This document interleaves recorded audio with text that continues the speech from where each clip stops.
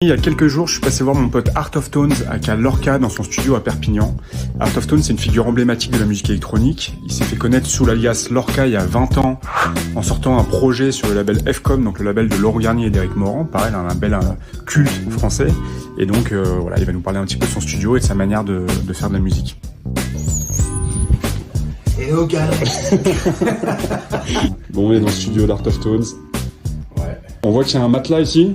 Oui, il est beau le matin, s'il te plaît. S'il te plaît. Alors c'est pas pour dormir. Je suis allé sur le bon coin, j'ai trouvé un matelas à 100 boules. J'ai installé et là c'était bon, voilà. Et t'as mis des panneaux aussi derrière là? Ouais, ici j'ai quelques panneaux qui sont pas vraiment, qui sont pas mis comme il faut, mais qui me permettent de couper un peu la pièce parce qu'elle est assez grande. Enfin, le plus important pour moi, c'est qu'on peut faire du son là. Ouais. Niveau matos, du coup, tu travailles quand même en modèle réduit, t'as pas grand chose? Non, tout ce que j'ai en hardware, c'est le Minitor de chez Moog. Ok. Qui me sert quand j'ai besoin de basse synthé. J'ai un modèle D de chez Behringer, la réplique du Mini Moog. Donc là, il est rangé, hein. Voilà, qui est pas encore déballé. Alors ça, c'est un Neve 8816, c'est un sommateur. C'est-à-dire que c'est comme une table de mixage, mais ramassée dans un rack. Voilà, il y a un petit bouton magique là qui s'appelle le bouton Width. Très efficace. Et le reste, tu programmes, toi tu programmes vachement sur ordinateur du coup. Tu vois, moi j'ai un petit clavier ici, voilà, qui me sert à trouver mes accords, faire quelques leads. Et après le reste, c'est un peu tout à la souris. J'ai un Jomox, ça c'est 909. Et puis ça là, je crois que c'est pour faire des basses, un Doppler 404. Et ça, tu les sors pas? Non, je les sors pas. Tu veux me les filer? Hein? Tu veux me les filer? Bah écoute, pourquoi pas. D'abord que je demande au pote qui me les a prêtés. Deuxième album Lorca qui est sorti en 2017. C'est sorti sur un label allemand qui s'appelle Membrane, qui est pas très connu. Donc cet album, il a eu beaucoup moins d'écho que le premier album Newcomer en France parce que en fait, il est pas sorti sur un label français. Pulp, ça c'était la deuxième sortie de chez Pulp.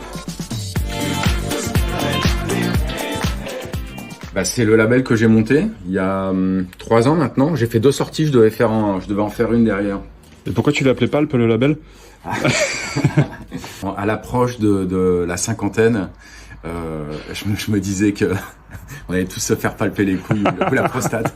Je me suis dit que c'était rigolo. Bon ça on connaît quand même, hein. Le frappé avec les remixes Patchwork, Rakazat, Polka, Turbo Jazz, la grande classe. Yes. Une compile que j'ai rincée par exemple, que j'adore, normalement j'ai en double exemplaire d'ailleurs. C'est celle-là. C'est la compile des Masters at Work, des débuts des Masters at Work.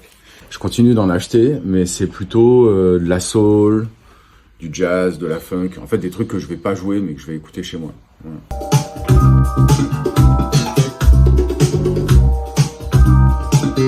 Donc ça, c'est le remix sur lequel tu bosses. Ouais. Secret Défense. Ouais, c'est le remix pour soi en fait. Voilà. Le All Disco Lovers. Ce qui est rigolo, c'est que toi, tu avais déjà la touche Disco House.